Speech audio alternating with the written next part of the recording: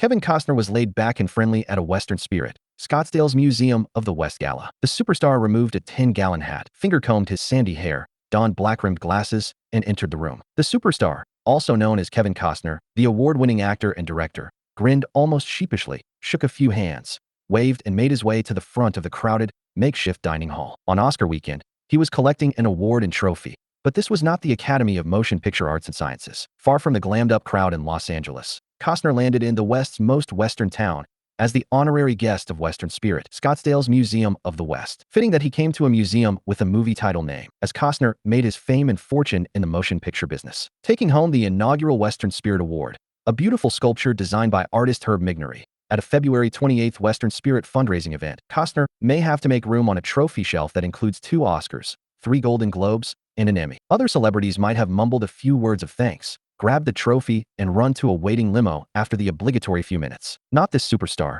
who seemed cozy and unhurried. Sinking into a chair, Costner grabbed a microphone and was chatty and digressive. "Now you know why my movies are 3 hours long," he self-effacingly cracked, commenting on one of his verbal roundabouts. Indeed, he was slinging it so much, the night could be dubbed Bull Scottsdale. Dressed in a white Western shirt, tin denims, and soft boots, Costner's mood seemed to be, to reference his most frustrating movie, The Big Chill. Funny thing about that one, Costner told a crowd hanging on his every word. "I got cut out of The Big Chill, and the director, Lawrence Kasdan, liked me very much," Costner reflected. He said, "I'm going to write a part for you in a Western." And so I said, secretly, "I'm ready." Indeed, in 1985, already Costner saddled up alongside Kevin Kline, Danny Glover, and the rest of the star-studded John Cleese. Silverado. The breakout turn landed Costner on Hollywood producers' most wanted list. The Los Angeles native followed with a string of hits: The Untouchables, No Way Out, Bull Durham, Field of Dreams, leading up to his directing debut, Dances with Wolves. That one landed 7 Oscars, including Best Picture and Best Director. There was no red carpet here in Scottsdale, which was no problem for this easygoing, on this night, at least,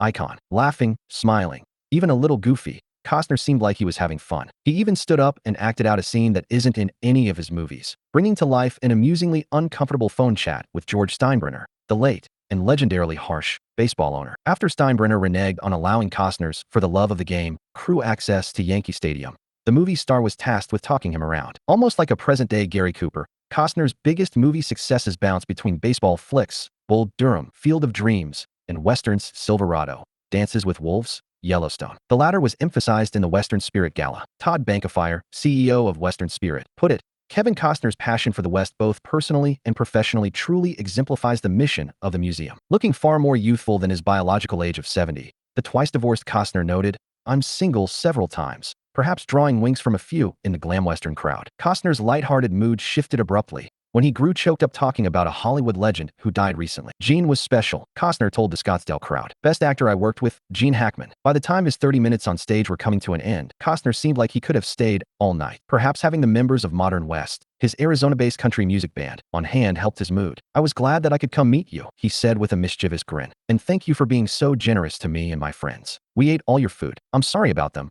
We drank all your alcohol, but thank you." Then he sized up the Western-attired crowd. "There's some real cowboys out here," the superstar said. "I just play one."